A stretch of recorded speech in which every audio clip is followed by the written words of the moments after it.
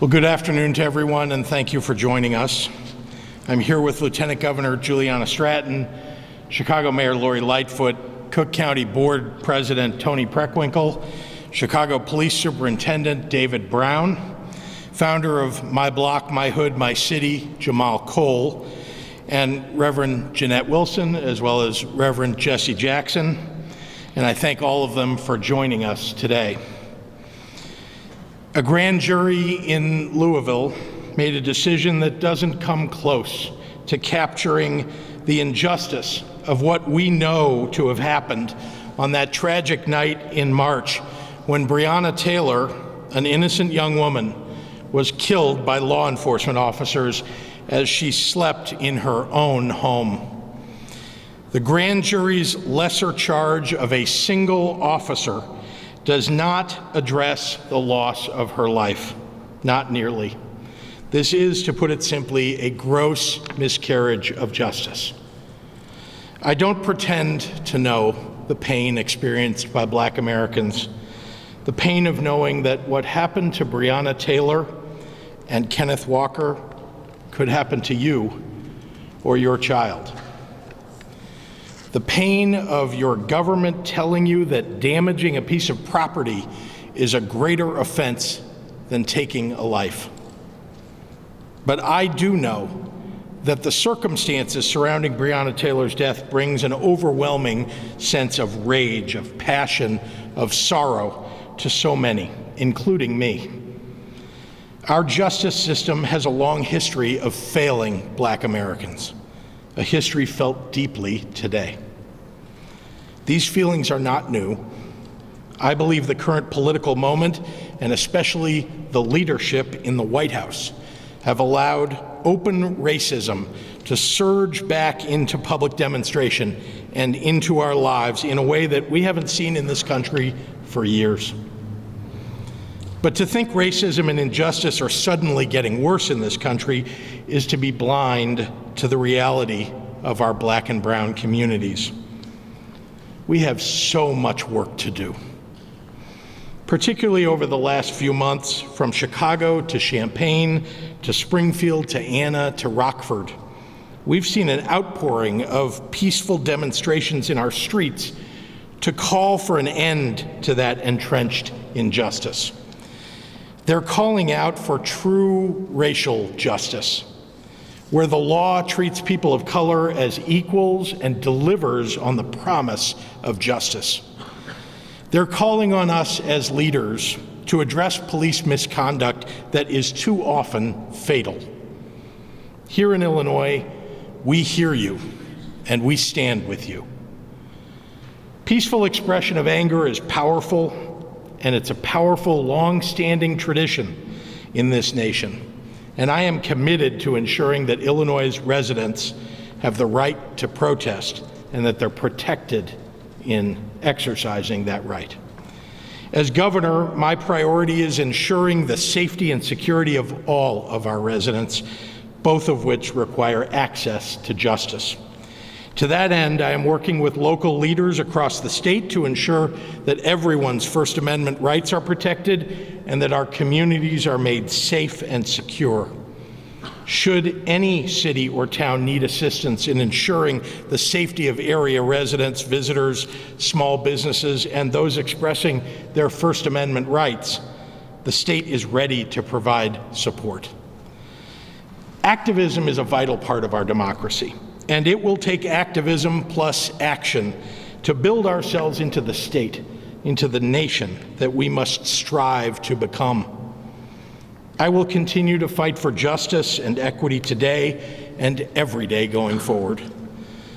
Before I turn the microphone over, I want to say to every Black woman, every Black mother, sister, to their brothers, to their husbands and their friends, that I will not rest until the state of Illinois and this country treat you with the respect and equality that is your most basic human right.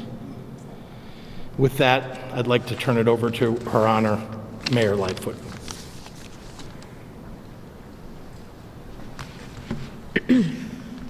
Thank you, Governor, and Good afternoon, everyone, and thank you for being here. Let me also recognize, in addition to the Governor, Lieutenant Governor Stratton, Cook County Board President Tony Preckwinkle, Superintendent of Chicago Police David Brown, Reverend Jesse Jackson, Senior Jamal Cole, and Reverend Jeanette Wilson. Today we learned that a Kentucky state grand jury found that the officer responsible for killing Breonna Taylor, they found his actions were justified, and therefore that officer will not be subject to criminal charges. As we process this news, let's not forget Tamika Palmer, Breonna's mother. Nothing will repair the hole in her heart for the loss of her precious child. Too many mothers in Chicago know all too well the same pain. And we extend our condolences to Ms. Palmer and her entire family on this tragic loss. To me and many of you out there, this ruling is absolutely heartbreaking. And it leaves more questions than it answers. My fear is that it reinforces the deeply held notion that there are two systems of justice. As a lawyer, a former federal prosecutor, and a defense attorney, I know that our flawed system of criminal justice often feels unfair and can be brutal, particularly to people of color. Today is a reminder that we must keep fighting to bring equity and fairness to that flawed system. Over the past few months, Breonna's murder has been one of the many catalysts driving the historic and righteous protest for change that we've seen in our city and across our entire nation, shedding an even harsher light on the work we still need to do to create an America where Black people and people of color can live their lives safely and free from fear, and have every opportunity to exercise our potential and exercise our God-given right to simply live our lives in peace. Rulings like this one set us back and come as yet another challenge to the hard work and progress we have already made.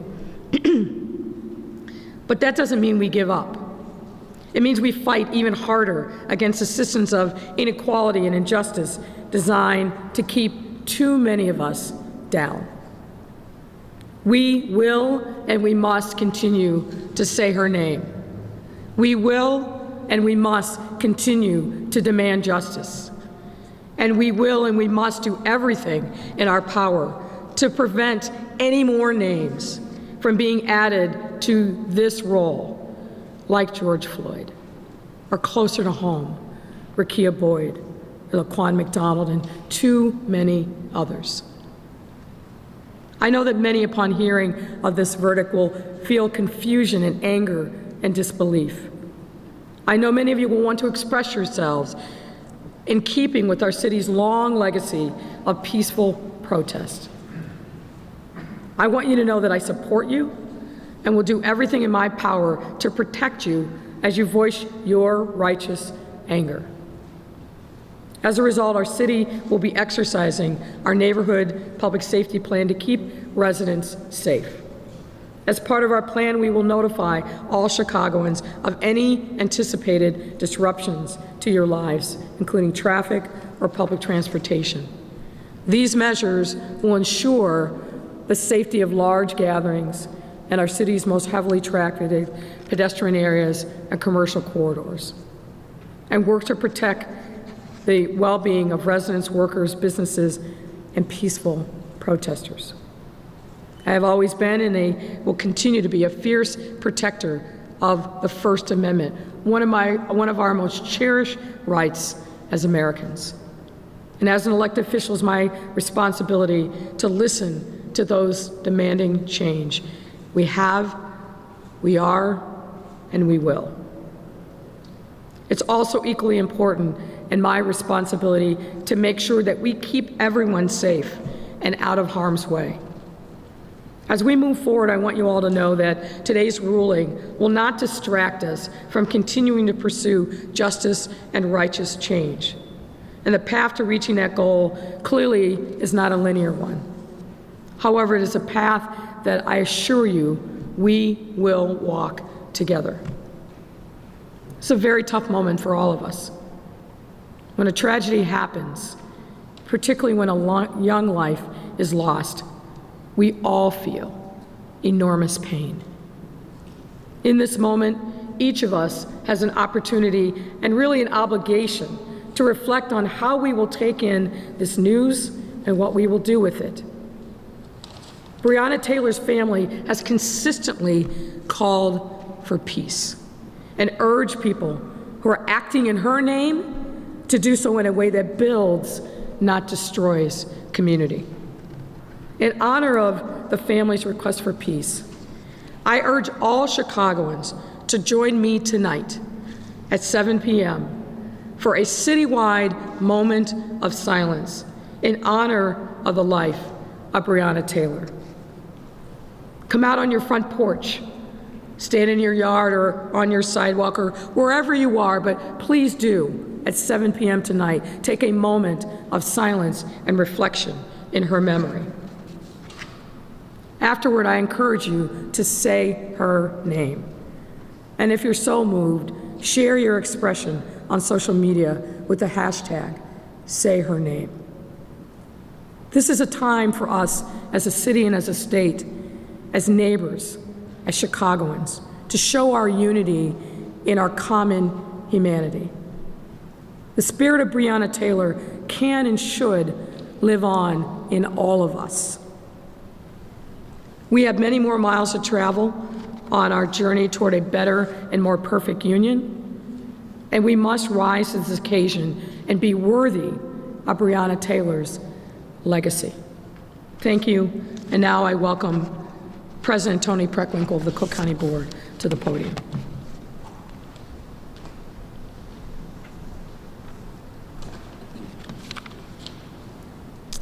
Good afternoon. Good afternoon. Governor Pritzker, Lieutenant Governor Stratton, Mayor Lightfoot, Superintendent Brown, Reverend Jackson, Reverend Wilson, Jamal Cole, and the first responders in this room, thank you for allowing me to be part of the program. I'd like to acknowledge our own head of emergency management and regional security, Bill Barnes, who's with us as well.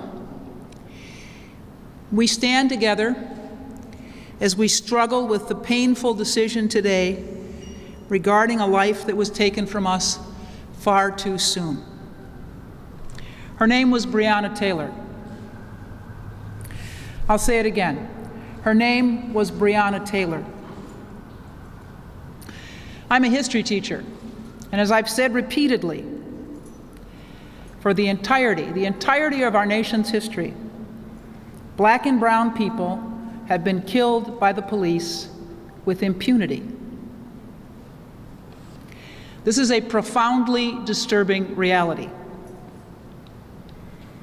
The names in the headlines since Breonna's murder: George Floyd, Daniel Prude, Jacob Blake, just to name a few, tell us there is much more work to be done.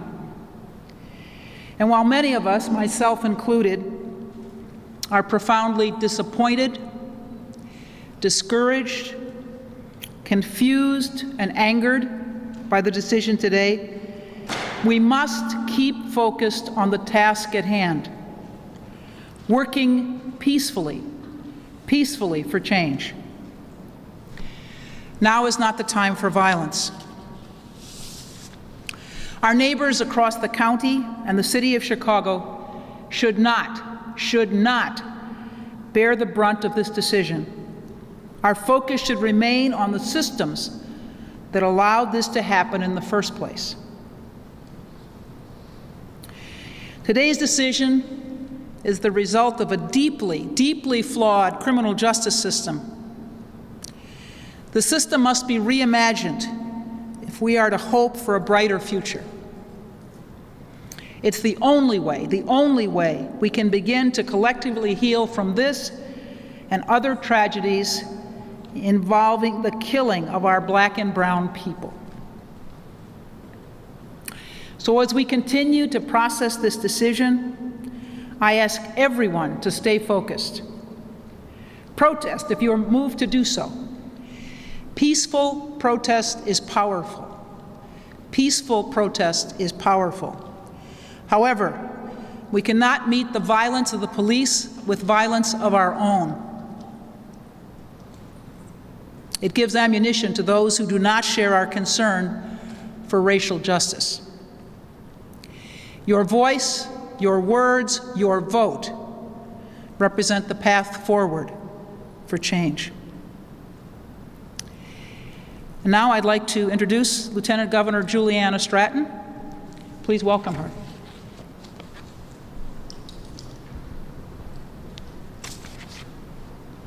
Good afternoon.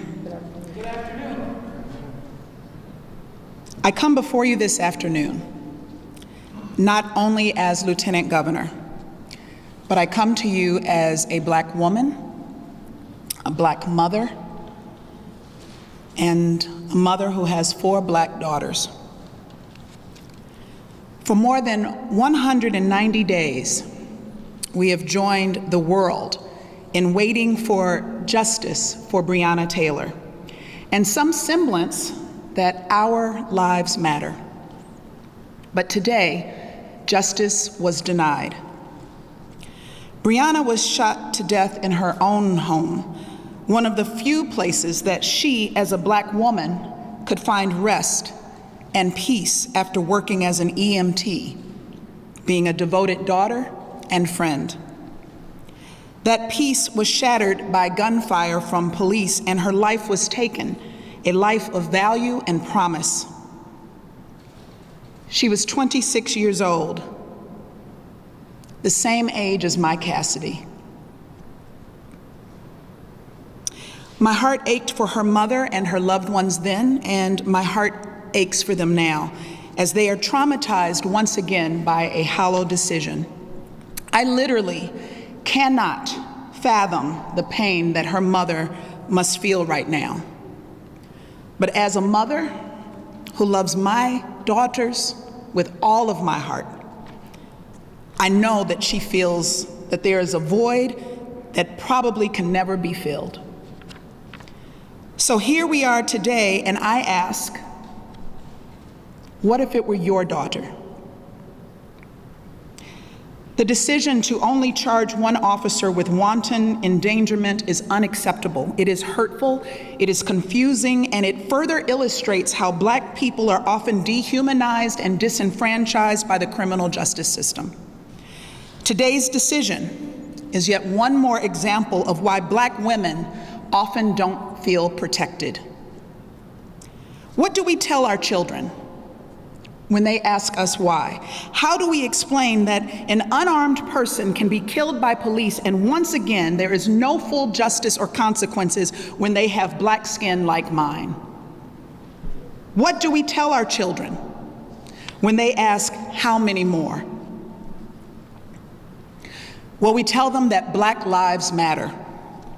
We tell them that there are many of us who are working day in and day out to change the systems that are rooted in systemic racism so that each of them can grow up with full knowledge that their lives matter too. We tell them that it's okay to be angry because I am angry. We tell them it's okay to cry because I have cried. And we tell them it's okay to pray because as a woman of faith, sometimes my faith is all that I have to hold on to in a moment like this. And we tell them that the fight for justice continues, that it is not over, and that our young people are leading the way as they always have. It is the peaceful expressions of pain and frustration, the peaceful expressions of pain and frustration in moments like these that are shifting the atmosphere, and it is those same peaceful protests that will shatter the norms and push through real change and transformation. We will tell them that her Black life mattered and that she should be alive today. We will tell them that Breonna Taylor is any one of us, and that she is all of us. Breonna Taylor is me. Let us continue to say her name. I will now pass it on to Superintendent Brown.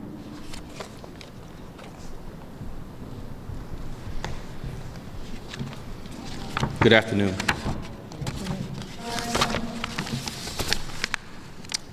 Thank you, Lieutenant Governor.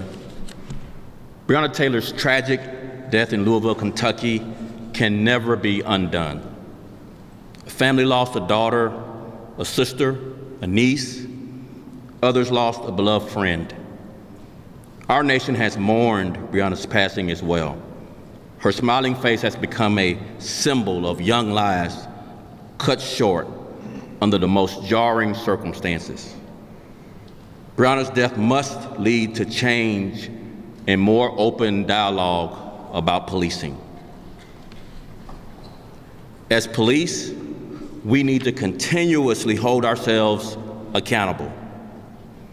Chicago Police Department must follow the path of reform, ensuring that we are in compliance with our consent decree as a floor, not a ceiling. For those that want to speak out after today's ruling, Chicago Police Department officers will continue to protect your First Amendment right to protest. That's why we continuously look at our training and our policies to make sure they fit with the demands of our modern policing environment. I wish that night had turned out differently. I wish Breonna was still here smiling and pursuing her dreams.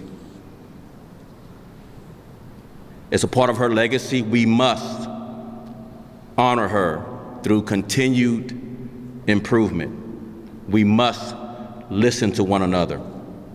This is our only path forward. I would like now to introduce Reverend Jesse Jackson. Reverend.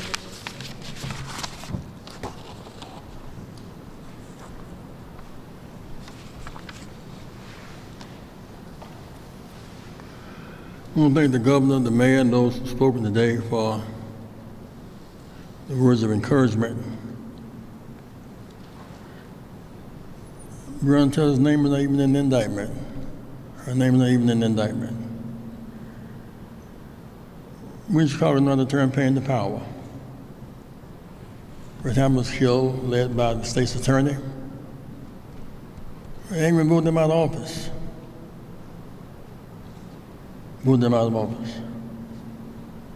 Laquan McDonald shot 16 times to cover up. We got mad, there's a new mayor, new state's attorney. We turned paying the power. A pattern here. It's George Floyd, it's Ahmaud Arbery, Daniel Prude, Jacob Blake, Rashad Brooks. Justice Lee is just denied. All three police will be charged with cold-blooded murder. They conspired to kill her and killed her. They even charged of murder, wanton destruction, some shooting in the air. No knock warrants are dangerous. And violent response in Chicago would be a mistake. It would be a commercial for Trump. We can't do that. And Dr. King was killed in '68. We got upset. We're in the following communities. Nixon turned into a commercial and used it for his campaign. We must be smart enough not to turn our anguish and anger into self-destruction. Give Trump a commercial. Turn pain to power. I urge you to demonstrate in your own way. There's power in massive nonviolent direct action. October the 1st, there'll be a massive day of voting in Illinois. The mail goes out the 24th of this month. We have a massive demonstration downtown October 1st of voting that day. We drop a mail in the box, stand in line. And Mandela can stand in line 27 years. Dr. King had died by the week of standing in line on October 1st. Let's make a statement that day. I want to thank you, Mr. Governor, for your challenging words, frankly, as a mayor, as governor. You, Madam Mayor, and whatever we can do to help in the process. We cannot stop marching till the violence stops. Thank you very much.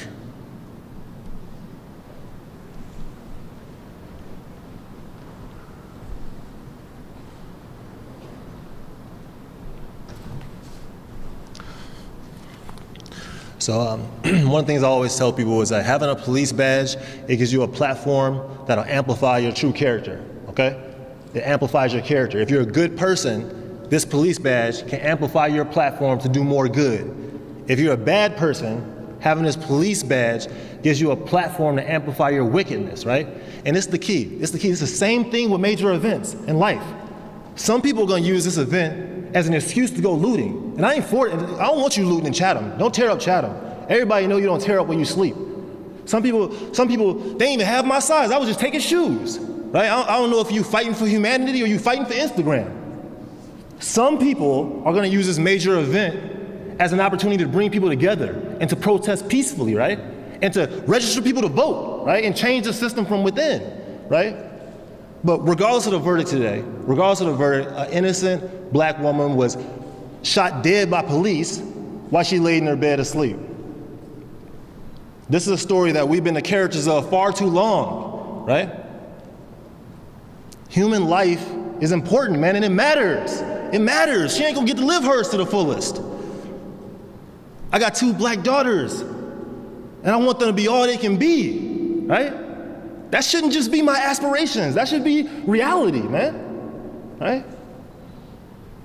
When I look back on history, when my daughters look back on this moment, I want them to say, man, my dad, he stood up for system reform at every level. He voted. It ain't just about the presidency.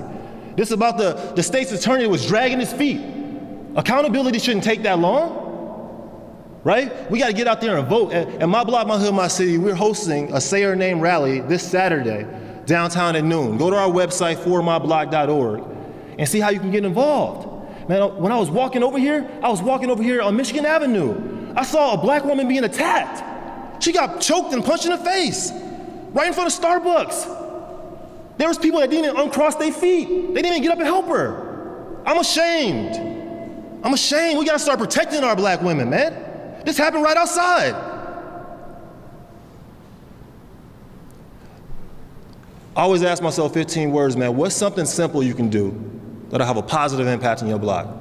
What's something simple you can do that'll have a positive impact on your block? If you start with something simple on your block, that's how you develop muscle it takes to take on bigger challenges, man. Thank you, guys.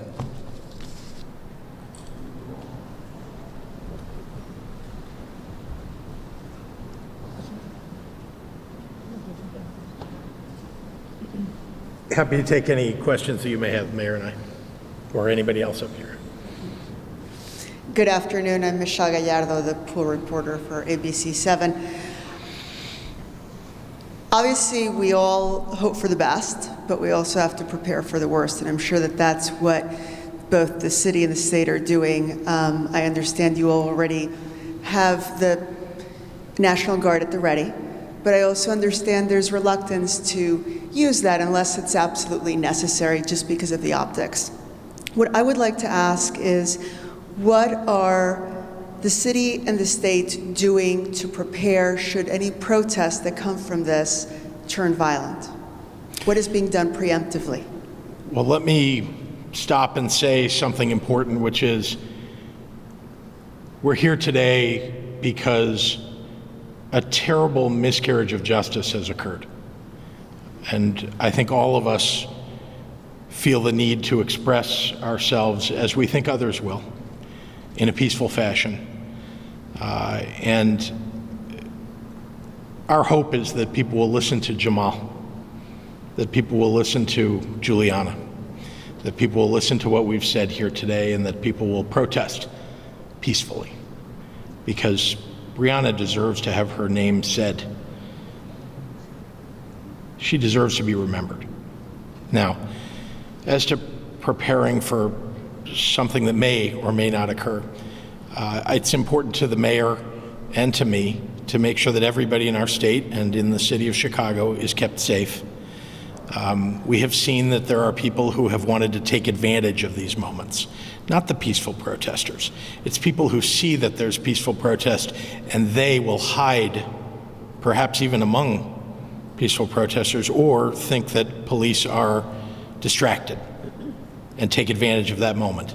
And so I think in every circumstance we want to be prepared. That's why we have National Guard who are simply prepared if needed. There's the reluctance here is not a reluctance to provide safety for people.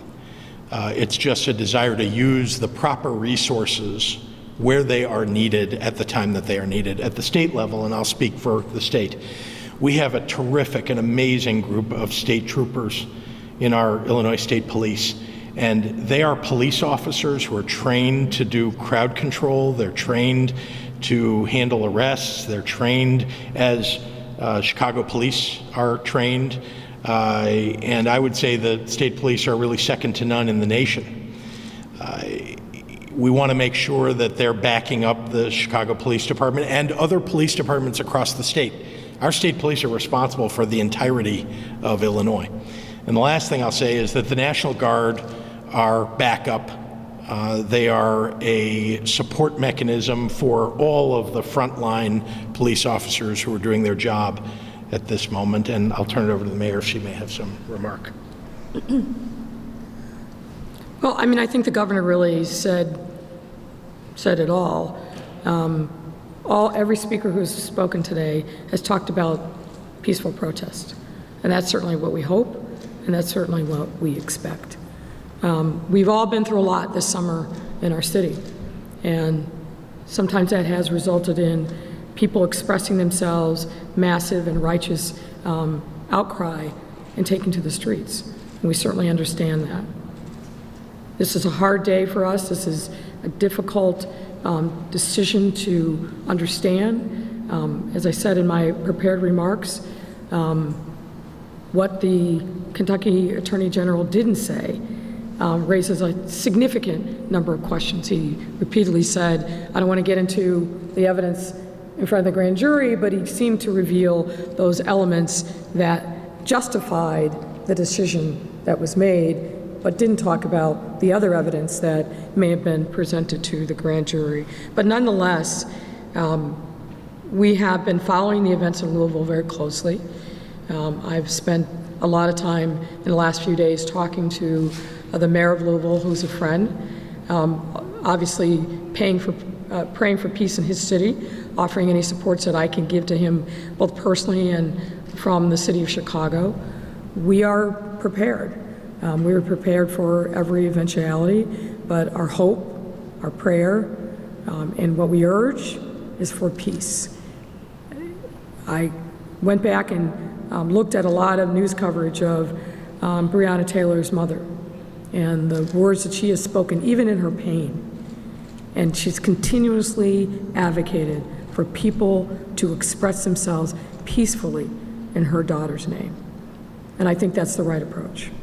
Mayor, if I may ask, this is a question from my colleagues at Cranes, and this would be for both yourself and for Superintendent Brown. Before you ask that question, I know Yes. that Reverend Jackson wants to say something about peace. I want the chief to be aware there are some sinister forces at work, sinister forces. We were in Minnesota when George Floyd was killed 2 nights later. When the police department was burned down, surgically, I knew it was not local people who burned down. Once they broke windows, some people local ran in. The sinister forces at work. These same forces were in Louisville.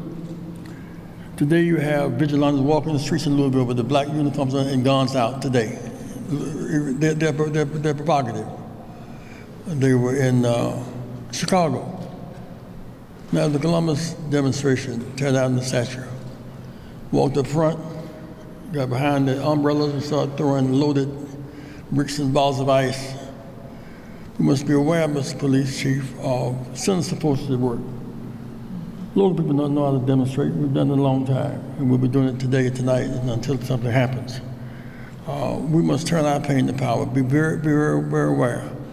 Whether it was in New York was in Milwaukee, in the case of Aubrey. There was no violence. A young vigilante killed a man, killed 2 men, and became a hero.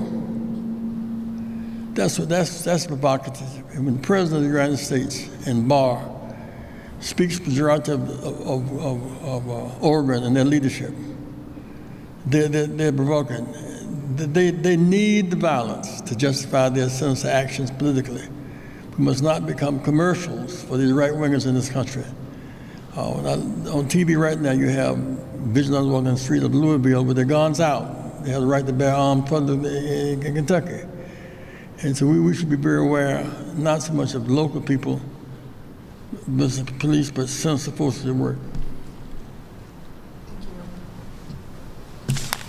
So as I was about to ask, this is a question from my colleague Zach Cranes, and it is for both you, Mayor, and for the Superintendent. Just circling back to the question of what the city's response will be if the peaceful protests that are expected should turn violent. And the question is, how will the response be different than it was during the George Floyd protests? What is the standard that must be met for a curfew, raising the bridges, bypassing certain areas on the CTA, all the things that we've seen before? You know, obviously, we have experienced a lot this summer. And we've experienced instances where peaceful protest has turned violent. I think Reverend Jackson just spoke to this. There are people who, and really Jamal Cole also spoke to this. We have a choice to make in this city, and that is how we will respond to this news, how we will honor the legacy of Breonna Taylor.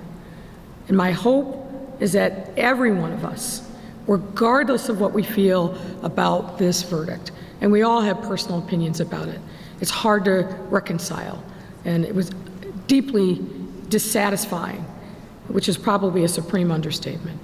But no matter where we are in processing today's news, we need to do so peacefully.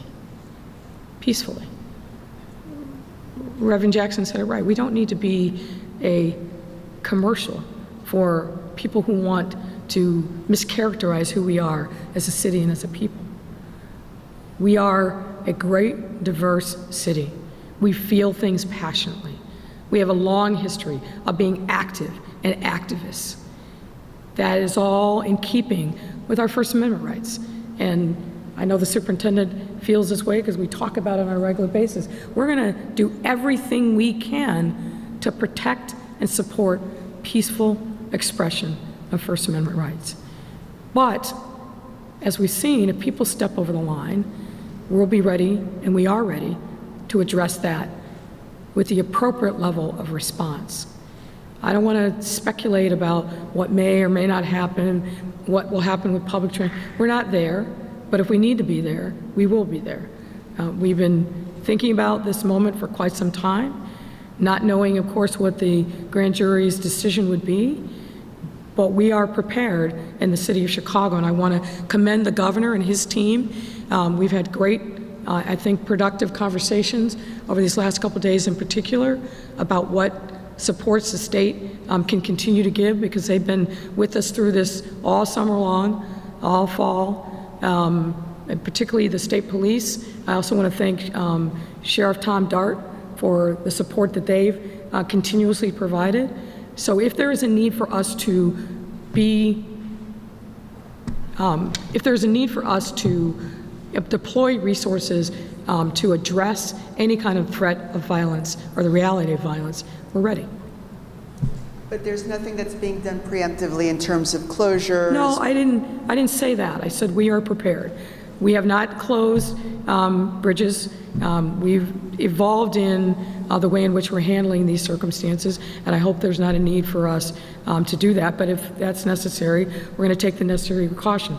As you know, over the course of the summer, in response to many of the challenges that we face, we have done a tremendous amount of drilling and preparation, both in the downtown and in the neighborhoods. So we are ready and prepared. I said we've activated our neighborhood protection plan, which means that we have pre-positioned resources along commercial corridors in the neighborhoods. But again, my hope is that people are going to express themselves peacefully. Certainly, the social media traffic that we've seen since today's announcement has overwhelmingly been suggestions of peaceful gatherings, which is all to the good. I hope people will join me tonight at 7 o'clock in a moment of citywide silence and reflection on the life of Breonna Taylor. But if things should take a turn in a different direction, we are ready. Excuse me, Mayor, can I say a Yes, few words? yes, of course. Thank you. You know, I said at the beginning of my remarks that I'm a history teacher, and this is a disturbing moment for me. I'm disturbed as an African-American woman, as a mother, that the two questions that have been asked are about what our response is going to be, and they're not focused on the tragedy, the travesty that took place today. And I hope that the media will focus first and foremost on the tremendous injustice that we saw today. Yet another murder of a black woman, a black person,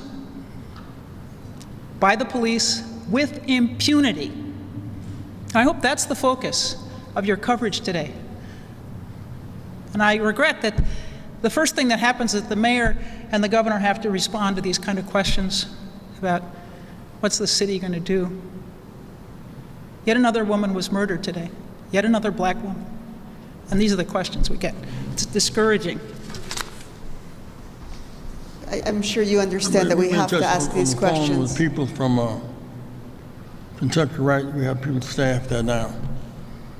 They should boycott every non-essential service in Kentucky, including horse races, express themselves in a way that's impactful. The new recruits at the University of Kentucky and Louisville should not go to Kentucky.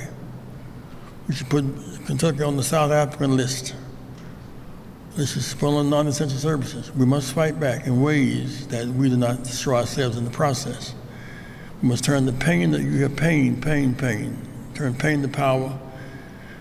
No one can be on the sideline in Kentucky in this battle. 3 men who conspired to kill a woman in her sleep, walking the streets today without a real charge, wanton destruction. We're going to fight back in ways that we will not self-destruct. Thank you so much. Thank you, Reverend.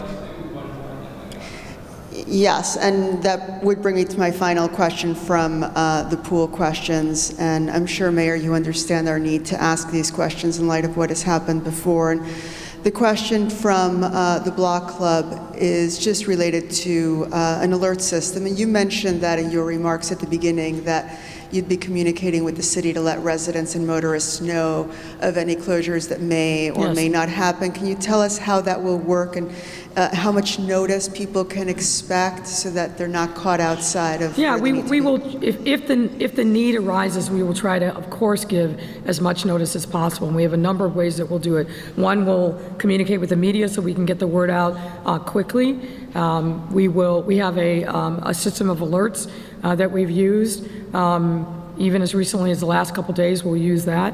But we're mindful of the fact that, particularly when it comes to public transit, people are relying upon public transit to go to and from their jobs and otherwise get to move from one place to another. So when we've done this before, we try to give at least an hour, if not longer, and we will certainly try to do that. Now, obviously, if there's exigent circumstances, the timeline may shrink, but we will be respectful of people who are going about their daily lives. That's why, again, I have to emphasize over and over again that we want people to express themselves, but do it peacefully so that these heightened measures won't be necessary. Mayor?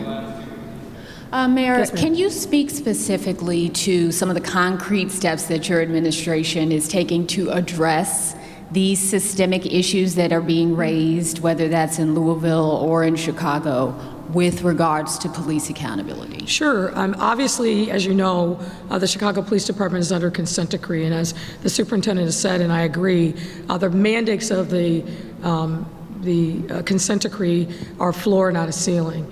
We've done a lot of work over the last couple of years in changing our use of force policies, and not just changing the policies, but making sure that our officers are well-trained and understand what the rules are. At my behest, just this summer, our chief risk officer did a top-to-bottom assessment, for example, of our search warrant policy, and in consultation with the police department, made some necessary and I think appropriate changes to that, and took the next step, which is always important when you do a policy change, made sure that officers were trained in the new policy. And one of the highlights was really changing the level of approval within the police department before it even got to a court. As I think I mentioned before, the no-knock policy is something that the superintendent and I have talked a lot about. Our view is that it should be extraordinarily rare. Extraordinarily rare. Now, we heard today, I think for the first time, that the Kentucky Attorney General indicated, despite what had been in the media, that that the officers were instructed by their supervisors to announce their offices and knock, and that there's a single witness who said they heard the officers do that. There was a question that was raised during the Kentucky Attorney General's press conference about whether a single person hearing in a close unit of apartments was sufficient. That's an issue that they're going to have to reckon with. But as for us, we think, again, in the normal course, no-knock search warrant should be extraordinarily rare, and there's got to be a documented evidence of exigent circumstances before that a search warrant is even approved internally before it even gets to a court. I think there's a lot more that we need to learn about what happened in Kentucky around those circumstances, and it was referred to obliquely, but clearly the FBI, the U.S. Attorney and the FBI are continuing their investigation of the circumstances there, and I hope that that leads to more questions being answered, because there are a lot that are unanswered, and unsatisfyingly so today. But we continue to push ourselves to continue on this long but necessary path of reform and changing around the culture of our police department so our officers truly believe that respectful constitutional engagement with members of the public is their most powerful tool. We talk a lot about what are the tools that we can use to demonstrate equity and inclusion and justice.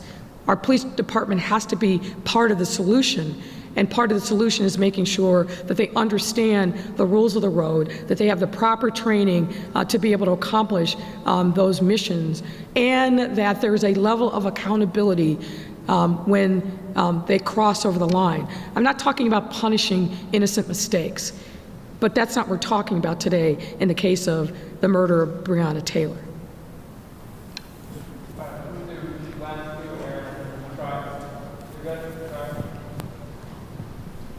Okay, this question is for the mayor, the superintendent, and I guess anyone else who feels they have an answer to it. There are people who will say that the words today ring hollow because CPD in the city of Chicago have miscarried justice in the cases of Laquan McDonald, Rekia Boyd, and others. Do you acknowledge those situations as equally severe miscarriages of justice? I'm going to have to apologize. I'm really having a difficult time hearing you. Okay. I wonder if you can just speak a little bit louder. Okay, there are people who say the words that you say today ring hollow because CPD in the city of Chicago have miscarried justice in the cases of Laquan McDonald, Rekia Boyd, and others. Do you acknowledge those situations as equally severe miscarriages of justice, and how, in the face of those cases, do you expect Black Chicagoans to continue to trust the police to protect the rights that you say were ignored by today's decision? Look, the Rekia Boyd, Laquan McDonald, and too many other names are ones that I think are painful legacies of where we have failed. But I will say, I have to push back a little bit on the premise of your question. Rekia Boyd, that was a circumstance where, in a rare instance, a police officer was charged. Now, the judge's decision in that case, I think we can all agree, was outrageous. And I recall saying it at the time, and I think a lot of people believe in that. And unfortunately, the officer who was involved in that, the day before he was to face a hearing before the police board that I led, he quit. And so we were robbed of jurisdiction in the possibility of being able to take further disciplinary action against him. And Laquan McDonald, there were 2 sets of charges that were brought. by a special prosecutor for Jason Van Dyke and a different special prosecutor for officers who were charged in connection with that conspiracy. Now, we know what the results were in both of those cases. Jason Van Dyke was found guilty. Was anybody satisfied with the sentence that he was given by the judge? Absolutely not. But a jury of our peers blocked out all the noise, and in a remarkable fate that hadn't happened in decades in our city, found Jason Van Dyke guilty, which was the right result. So we can't forget that and pretend that that didn't happen. Now, obviously, there was a different result in the officers who were charged with covering up and being part of the cover-up of the killing of Laquan McDonald. I said then, when the judge rendered her verdict, and I say now, those officers should have been found guilty. There was plenty of evidence of their guilt, but that judge felt a different way, and I disagreed with that decision. But as a lawyer, I respect the decision of the court. Are we satisfied with the way in which Black and brown people have been treated in this city historically and currently at the hands of our police department? No. That is why every single day we work hard to make sure that we build real, authentic relationships with the police. That's why this superintendent has insisted upon, and rightfully so, that every time officers go out into the public, it's an opportunity to build those kind of authentic relationships. The different units that he has stood up over the course of the summer to keep people safe in the face of probably one of the most trying set of circumstances that this city has seen in decades, that every single one of those officers has to perform acts of community service. Why? Because it's only by building those trusting relationships that we are going to turn the tide from where we are now and continue on our necessary path towards reform. So what I would say is our journey isn't over, our work is not done, but we have taken many important steps in the right direction. Thank you. Thank you.